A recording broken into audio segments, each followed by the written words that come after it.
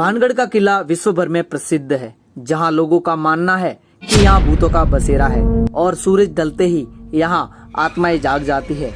भानगढ़ किले को भूतों का किला भी कहा जाता है, जिसका नाम सुनते ही कई लोग डर भी जाते हैं। इस किले को भूतों का भानगढ़ कहा जाता है। ये किला राजस्थान के अलवर जिले में स्थित है।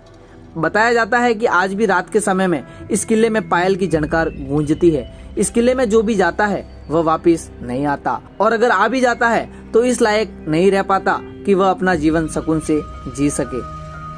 माना जाता है कि इस किले का निर्माण मान सिंह के छोटे भाई राजा माधो सिंह ने 17वीं शताब्दी में करवाया था।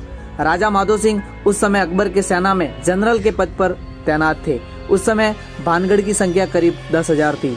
चारों तरफ से पहाड़ों से घिरे इस किले में बेहतरीन शिल्प कलाओं का प्रयोग किया गया है। इसके अलावा इस किले में भगवान शिव, हनुमान आदि के बेहतरीन और अति प्राचीन मंदिर विद्यमान है। इस किले में कुल 5 द्वार है और साथ साथ एक मुख्य द्वार भी है।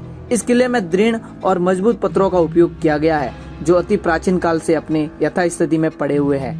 भानगढ़ किले के बारे में प्रसिद्ध एक कहानी के अनुसार भानगढ़ की राजकुमारी रत्नावती, जो कि नाम के अनुरूप ही बहुत खूबसूरत थी, और साथ ही देश के कोने कोने के राजकुमार उनसे विवाह करने को उत्सुक थे।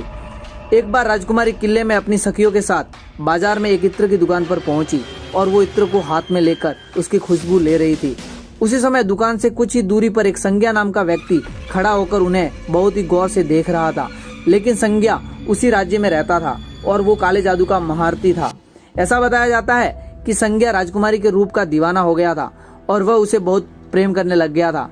संज्ञा किसी भी कीमत पर राजकुमारी को हासिल करना चाहता था, इसलिए उसने उस दुकान के पास जाकर एक इत्र की बोतल पर काला जादू कर दिया, जो इत्र राजकुमारी को पसंद था। जिस इत्र से तांत्रिक राजकुमारी को वश में करना चाहता था, उस इत्र को लगाने के बाद कोई भी तांत्रिक के प्यार में पड़ जाएगा। इसके बाद उस इत्र को लेकर राजकुमारी सखियों के साथ किले की ओर रवाना हुई, मगर इत्र की बोतल धीरे धीरे भारी होने लगी। इससे राजकुमारी को शक हुआ कि इस इत्र की बोतल में कुछ न कुछ तो है।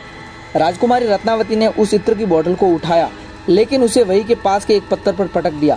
पत्थर पर पटकते ही वो बोतल टूट गया और सारा इत्र उस पत्थर पर बिखर गया। इसके बाद से ही वो पत्थर फिसलते हुए उस तांत्रिक के पीछे चल पड़ा और तांत्रिक को उस पत्थर ने कुचल दिया।